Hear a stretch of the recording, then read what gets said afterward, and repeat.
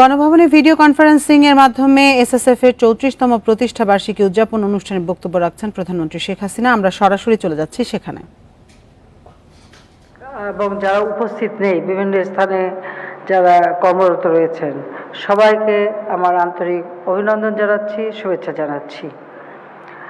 আমি আমার বক্তব্যের শুরুতে পরম শ্রদ্ধাভরে স্মরণ করছি সর্বকালের সর্বশ্রেষ্ঠ বাঙালি জাতির পিতা বঙ্গবন্ধু শেখ মুজিবুর রহমানকে, যার নেতৃত্বে আমরা স্বাধীনতা অর্জন। যোদ্ধাদের জানাই আমার সশ্রদ্ধ সালাম।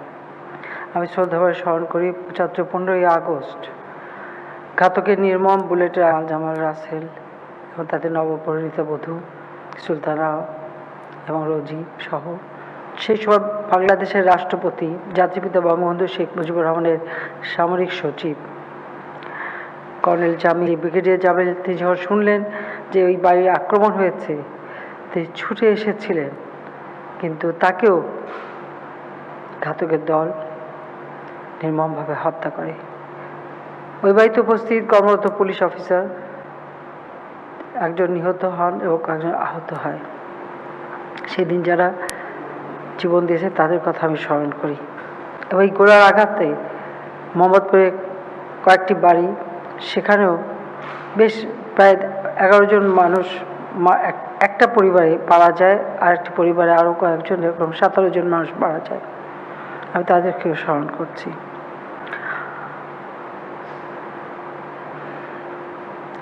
আজকে জাতির পিতা আমাদের মাঝে নেই। তিনি দেশটা স্বাধীন করেছিলেন একটা স্বপ্ন নিয়ে, আকাঙ্ক্ষা নিয়ে, একটা লক্ষ্য স্থির করে। বাঙালি জাতি সবসময় শোষিত ছিল, বঞ্চিত ছিল। বাংলাদেশের মানুষ যখন তিনি এই স্বাধীনতার জন্য সংগ্রাম শুরু করেন, তখন সব দিক থেকেই তারা বঞ্চিত। একবেলা ক্ষুধার অন্ন জোটাতে তাদের কষ্ট পেতে হতো। থাকার ঘর ছিল না, রোগী চিকিৎসা ছিল না, শিক্ষার ব্যবস্থা ছিল না। কাজে এই জাতিকে একটা সুন্দর জীবন তিনি দেবেন, ক্ষুধামুক্ত, দারিদ্র্যমুক্ত সোনার বাংলাদেশ গড়ে তুলবেন, এটাই ছিল তার জীবনের স্বপ্ন। সেই বাঙালির জন্য একটা সুন্দর ভবিষ্যৎ রচনার জন্য তিনি তার নিজের জীবনকে উৎসর্গ করেছিলেন। তার জীবনের সব রকম ত্যাগ তিনি স্বীকার করেছিলেন এবং বাঙালির পক্ষে কথা বলতে গিয়ে বারবার কারাবরণ করেছেন। তার বিরুদ্ধে লেখা, তার বিরুদ্ধে যে সমস্ত নোটস সেই সময়কার গোয়েন্দা সংস্থা তারা দিয়েছিল উপরে, সেই নোটসগুলি এবং সেই ফাইলগুলি সব আমি সংগ্রহ করি। একজন মানুষের বিরুদ্ধে, আমি জানি না পৃথিবীর আর কোনো দেশে এরকম আছে কি না, 46টা ফাইল, 48 খণ্ড, 40,000-এর উপরে পাতা। তার বুদ্ধে কোথায় যাচ্ছেন, কী করছেন, সেই 48 সাল থেকে নিয়ে 71 সাল পর্যন্ত এই সমস্ত তথ্যগুলি আমি সংগ্রহ করে সেগুলি এখন আমরা প্রচার করছি। আমি মনে করি যারা এই নিরাপত্তার সাথে কাজ করেন তাদেরকে এগুলো একটু এ সম্পর্কে একটু জানা দরকার, যে একটা সেই সময়কার গোয়েন্দা সংস্থা খবরও জানা যায়, কিভাবে স্বাধীনতার চেতনায় উদ্বুদ্ধ করেছিলেন এবং তারই মহান মুক্তিযুদ্ধে আমরা বিজয় অর্জন করি। যে বাঙালি গড়ে তুলতে চেয়েছিলেন, সে পরিকল্পনা তিনি নিয়েছিলেন, সে সুদূর প্রসারী পরিকল্পনা, কিন্তু সেটা তিনি বাস্তবায়িত করতে পারেনি। মাত্র 3.5 বছর হাতে সমাপ্তার পর একটার পর একটা কূপ, বাংলাদেশে সেই সময় 19টা কূপ হয়েছে। প্রতিনিয়ত ওই সেনাবাহিনীতে বিধবার কান্না, সন্তানহারা মাতার কান্না, পিতাহারা সন্তানের কান্না, এইরকম একটা দুর্বিষহ অবস্থা ছিল। 6 বছর বিদেশে ছিলাম, আসতে পারিনি, নিষিদ্ধ ছিলাম। বাংলাদেশের মানুষ যখন আমাকে, বিশেষ করে বাংলাদেশ আওয়ামী লীগ আমার অনুপস্থিতিতে আমাকে সভাপতি নির্বাচিত করে, একরকম জোর করে আমি দেশে ফিরে আসি এবং সারা বাংলাদেশ ঘুরি। এবং আমারও লক্ষ্য যে এই বাংলাদেশের মানুষকে তাদের ক্ষুধার অন্ন নিশ্চিত করা, তাদের ভাগ্য পরিবর্তন করা, তাদের জন্য একটা সুন্দর জীবন দেওয়া, যেখানে কোনো শোষণ বঞ্চনা থাকবে না, শিক্ষায় দীক্ষায় জ্ঞান বিজ্ঞানে এই জাতি সারা বিশ্বে মাথা উঁচু করে চলবে। আর বাংলাদেশ যে রাষ্ট্র আমরা লাখো শহীদের রক্তের বিনিময়ে অর্জন করেছি, সেই রাষ্ট্র বিশ্ব দরবারে মর্যাদার সাথে চলবে। আর সেই লক্ষ্য নিয়ে কাজ করতে যে প্রতি পদে পদে অনেক বাধার সম্মুখীন হয়েছে, এটা ঠিক, কিন্তু বাধা অতিক্রম করেই চলতে হয়েছে, এটা খুব স্বাভাবিক। আমি জানি এটা যে কোনো সময়, এবং এর জন্য জীবনের ঝুঁকিও নিতে হয়। তাই মাঝে মাঝে এটা মনে করি যে আমার সাথে যারা কাজ করে বা আমার নিরাপত্তায় যারা, তাদের জীবনটা অত্যন্ত ঝুঁকিপূর্ণ। আর আমাদের এসএসএফের প্রত্যেকটা সদস্য আমি দেখেছি অত্যন্ত আন্তরিকতার সাথে নিজের জীবনের ঝুঁকি নিয়ে এই নিরাপত্তার ব্যবস্থা করে থাকে। সেই জন্য সবাইকে আমি আন্তরিক ধন্যবাদ জানাচ্ছি, এবং আমি সকলের জন্য দোয়া করি। ঠিক যেভাবে প্রতিদিন নামাজ পড়ে আমি আমার নিজের সন্তান এবং আমার দেশবাসী এবং সেই সাথে আমার সঙ্গে যারা কাজ করে সকলের জন্য আমি দোয়া করি যেন সবাইকে আল্লাহ যেন নিরাপদে রাখে। আজকে এমন একটা পরিবেশে আমরা এই অনুষ্ঠান করছি যে আমার নিজের অফিস, আমি সেখানে বসতে পারিনি, আমি গণভবন থেকে সেই ঘোষণা দিয়েছিলাম। আজকে সেই ডিজিটাল পদ্ধতিতে এটা করতে পারছি। আর এই ডিজিটাল করেছিলাম বলে আজকে করোনা নামে যে একটা ভাইরাস সারা বিশ্বে, তাদের জন্য কাজ করতে পারছি, যেহেতু আজকে সত্যি বাংলাদেশ আমরা ডিজিটাল করেছি। সেদিক থেকে একটা যে আমরা একটা প্রযুক্তি ব্যবহার করছি, কথা বলতে হচ্ছে, এটা হচ্ছে সবথেকে কষ্টের। তারপর আমি বলবো সবাই ভালো থাকবে, সুস্থ থাকবে, সেটাই আমি কামনা করি। আমি যখন সরকার গঠন করি তখন আমি দেখেছিলাম যে আমাদের এসএসএফের মানে প্রতিনিয়ত তাদেরকে যেহেতু একটা মানে যে শুধু রাষ্ট্রের সরকার প্রধান বা রাষ্ট্রপ্রধান না, আমাদের দেশে প্রচুর বিদেশি অতিথি আসে, ভিআইপিরা আসে, অনেক দেশের রাষ্ট্রপ্রধান সরকার প্রধানরা আসে, তাদেরও নিরাপত্তা আমাদের নিশ্চিত করতে হয়। এই জন্য সব ধরনের প্রস্তুতি আমাদের দরকার। অনেক সময় আমরা দেখেছি যে সেই সময় আমি যখন প্রথমবার সরকার আসি কম ছিল, তার উপর এতে বসবাসের জন্য কোনো যে জন্য আমি সেই সময় প্রথম যে ফায়ারিংয়ে প্র্যাকটিস করার জন্য প্রথম 96 সালেই প্রথম, এখন যেটা আছে ওটা আমার সেই সময় করে দেওয়া। এখন আমরা আরও আধুনিক, হয়তো আগে এক ধরনের হতো, এখন অন্যভাবে হয়। কাজে প্রতিনিয়ত কিন্তু আমরা এটা দেখতে পাই যে যত প্রযুক্তি ব্যবহার হচ্ছে, সেই প্রযুক্তি যখন ভালো কাজে ব্যবহার হয় আবার মন্দ কাজেও ব্যবহার হয়। সেদিকে লক্ষ্য রেখে আমাদের যারা নিরাপত্তায় আছে তাদেরকেও সেই আধুনিক প্রযুক্তি জ্ঞান সম্পন্ন হতে হবে। কি ধরনের ক্রাইম হচ্ছে সেটা জেনে নিয়ে তার সঙ্গে সেটাকে কিভাবে প্রতিরোধ করতে হবে, তার জন্য যেমন প্রশিক্ষণ প্রয়োজন, প্রশিক্ষণের সাথে সাথে ইকুইপমেন্টসও দরকার। আমরা যতদূর আমরা পেয়েছি, আমরা কিন্তু আমাদের এসএসএফের জন্য সবই আমি গিয়েছি, আমি ডিটেলসে যাব না, ডিটেলসে বলা বোধহয় ঠিকও হবে না, কিন্তু এটা নিশ্চয়ই আপনারা জানেন যে সব ধরনের ব্যবস্থা যখন যেটা আধুনিক আসে তখন পাওয়া যায়, সেটা আমরা সংগ্রহ করার চেষ্টা করি। এখানে শুধু যাকে নিরাপত্তা দেওয়া হচ্ছে তারই নিরাপত্তা না, যারা নিরাপত্তা দেবে তাদেরটাও আমাকে চিন্তা করতে হয়। আর সেটা যদি চিন্তা না করতাম তাহলে হয়তো আমি এগুলি কিছুই মেনে নিতাম না। এটা হলো বাস্তবতা। কারণ আমি যখন বাংলাদেশে এসেছিলাম আমি জানতাম যে সেই সময় আমার বাবা মা ভাইয়ের খুনিরা তারা ক্ষমতায়, তারা দল করছে, তারা ব্যবসা বাণিজ্য করছে, তারা খুব অত্যন্ত শক্তিশালী, বিভিন্ন দূতাবাসে চাকরি করে, এবং তাদের ভিতরে একটা মানে খুব একটা অন্যরকম চিন্তা তাদের। আমাদের মহান মুক্তিযুদ্ধ চলাকালীন সময়ে যারা গণহত্যা চালিয়েছে, নারী ধর্ষণ করেছে, লুটপাট করেছে, হানাদার পাকিস্তানি বাহিনীর দোসর ছিল, তারা ক্ষমতায়। স্বাভাবিকভাবে একদিকে যেমন যুদ্ধাপরাধীরা ক্ষমতা, একদিকে খুনিরা ক্ষমতায়।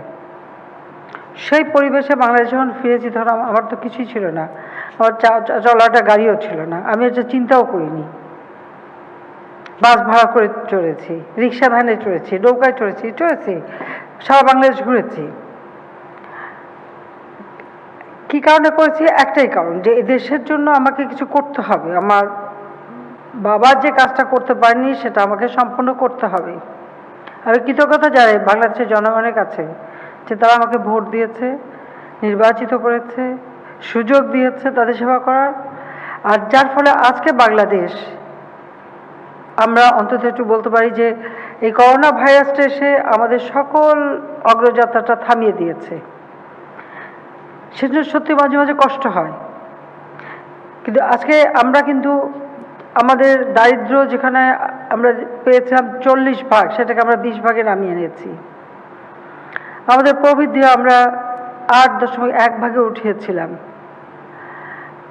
আমাদের মূল্যস্ফীতি আমরা কিন্তু তার 5 থেকে 5.56-এর মধ্যে রাখতে সক্ষম হয়েছিলাম। আবার মাথা বেতন ভাতা যারা পায়, সকলের বেতন ভাতা আমি বৃদ্ধি করে দিয়েছিলাম, যেন প্রত্যেকে তার নিয়ম মানুষের দূর করে পৌঁছে দেওয়া। অর্থাৎ সামাজিকভাবে, অর্থনৈতিকভাবে কিভাবে আমাদের দেশে, যার ফলে আমরা এগিয়ে যেছিলাম খুব দ্রুত গতিতে। 2020 আমাদের জন্য অত্যন্ত গুরুত্বপূর্ণের ক্ষেত্রে আমরা ব্যাপক কর্মসূচি নিয়েছি। আমরা দেশে বিদেশে এই কর্মসূচি নেওয়া হয়েছিল এবং ইউনেস্কো তারা আমাদের সঙ্গে একই সাথে জাতির পিতার জন্মশতক বানিয়েছেন। 7ই মার্চের ভাষণ আজকে আন্তর্জাতিক প্রামাণ্য দলিলে স্থান পেয়েছে, যে এই ভাষণ এদেশে একটা জাতিকে উদ্বুদ্ধ করেছে স্বাধীনতার চেতনায়। 2500 বছরের ভাষণের মধ্যে এই ভাষণটি জন্মশতবার্ষিকী উদযাপন করবার যে ব্যাপক কর্মসূচি আমরা নিয়েছি, কিন্তু সেটা আমরা সেভাবে করতে পারলাম না। কারণ এই করোনা ভাইরাস, এই একটা ভাইরাস যেটা সারা পৃথিবী,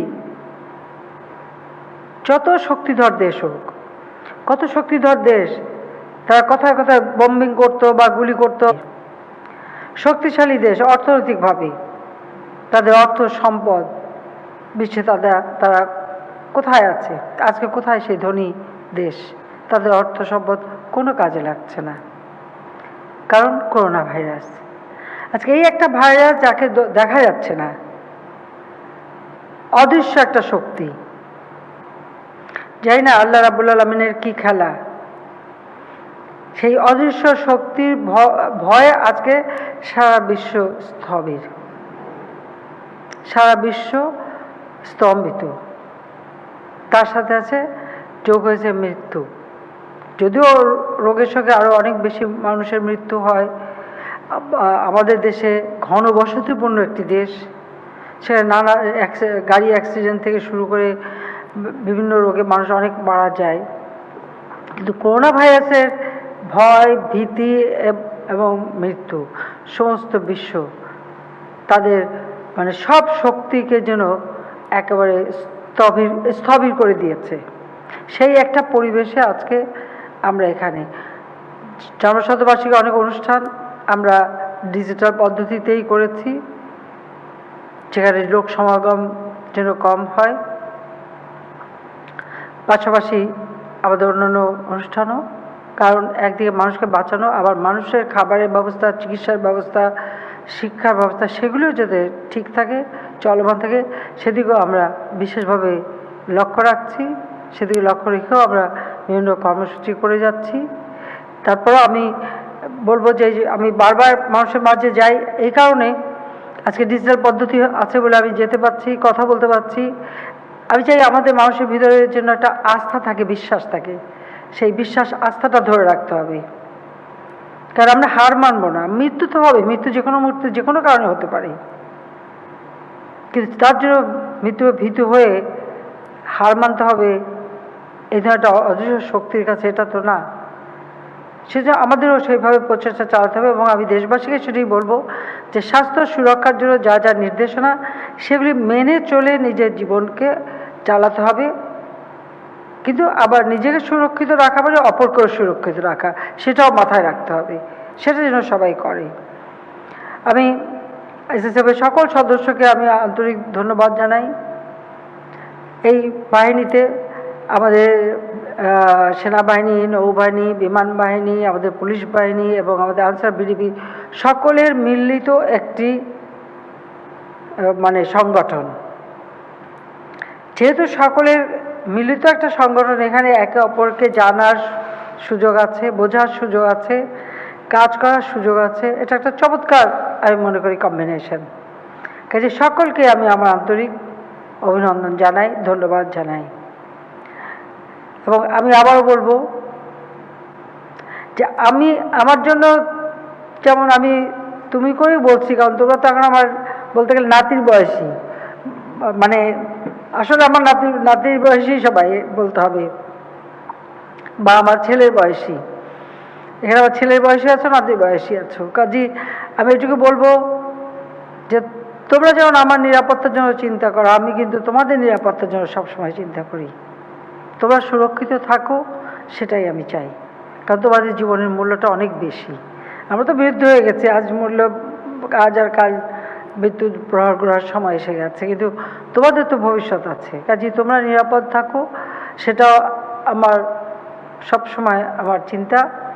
যে আমি আল্লাহ রাব্বুল আলামিনের কাছে দোয়া করি যে তোমরা যেভাবে আন্তরিকতার সাথে কাজ করো, আমাদের সকলের পরিবারের সদস্যরাও সকলের নিরাপত্তার জন্য আমরা তোমাদের আন্তরিকতায়, তোমাদের কর্মদক্ষতায় আমরা সত্যি মুগ্ধ। সেই জন্য সবাইকে আন্তরিক আমার ধন্যবাদ জানাচ্ছি। এবং তোমরা সুস্থ থাকো, ভালো থাকো। এবং এই প্রতিষ্ঠা বার্ষিকী তোমরা ঠিক আগে যেভাবে একটা আনন্দমুখর পরিবেশে করা হতো, হয়তো সেভাবে আর করা যাচ্ছে না। তারপরেও মানে সেই স্বাস্থ্য সুরক্ষার নিয়মটা মেনে যতটুকু উৎসব আনন্দ করার তোমরা করবে, সেটাও চাই। কারণ জীবন মৃত্যু খুব পাশাপাশি। আমরা একদিকে যেমন মৃত্যুর খবর পাই, আবার অন্যদিকে অন্য কর্মসূচিও করতে হয়। এটাই আমাদের জীবন। যেমন আজকেও, গতকালকেও আমাদের একজন পার্টির সাবেক মেয়র সিলেটের মারা গেছে, কামরান। আমি তার আত্মার মাগফিরাত কামনা করি। দীর্ঘদিন কাজ করেছি এবং সেও কিন্তু জীবনে বেঁচেছে বারবার। তারপর 2বার গ্রেনেড হামলা হয়েছে। একবার গ্রেনেড হামলা আমাদের ইব্রাহিম নামে একজন পার্টির অফিস সেক্রেটারি, সে মারা গেল। কামরানরা একবার বেঁচে গেল। তার ওই বেঁচে যাওয়াটা ছিল খুব মিরাকেল। অথচ করোনা ভাইরাসে তাকে মৃত্যুবরণ করতে হলো। এটা অত্যন্ত কষ্টে। গতকাল আমাদের আরও 2জন মারা গেলেন। এরকম চাই নাই, একের পর এক এই ধরনের সংবাদ আমাদের শুনতে হচ্ছে। একদিকে শোক, ব্যথা, অপরদিকে আমাদের জীবনকে চালিয়ে নিয়ে যেতে হবে। তো সেইভাবে সেটাকে বাস্তবকে মেনেই চলতে হবে। তো আজকে আমি এই প্রতিষ্ঠা বার্ষিকীতে আর এই দুঃখের কথা বলে তোমাদের কষ্ট দিতে চাই না। আমি এটাই চাই যে তোমরা যেখানে থাকবে, আর হচ্ছে প্রশিক্ষণটার জন্য এখানে ডিজি আছে, আমি সবসময় বলবো প্রশিক্ষণটা অব্যাহত রাখতে হবে। কারণ নিজেকে সুরক্ষিত করতে হলে, অথবা যে ভিআইপিদের দিতে হবে সুরক্ষা, তার জন্য প্রশিক্ষণ সবসময় দরকার, প্রতিনিয়ত। সেই জন্য আমি যতটুকু যা সম্ভব করে দিয়েছি। যে তোমরা নিজেকে শারীরিকভাবে সুস্থ রাখা, ফিট রাখা এবং প্রশিক্ষণে অব্যাহত রাখা এবং আধুনিক প্রযুক্তি জ্ঞান সম্পন্ন একজন তৈরি হবে, সেটাই আমি আশা করি। তো সবাই ভালো থাকো, সুস্থ থাকো, সেই দোয়া করি। আর প্রতিষ্ঠা বার্ষিকীর শুভেচ্ছা সবাইকে আবার আমি জানাচ্ছি। খোদা হাফিজ। জয় বাংলা, জয় বঙ্গবন্ধু, বাংলাদেশ চিরজীবী হোক।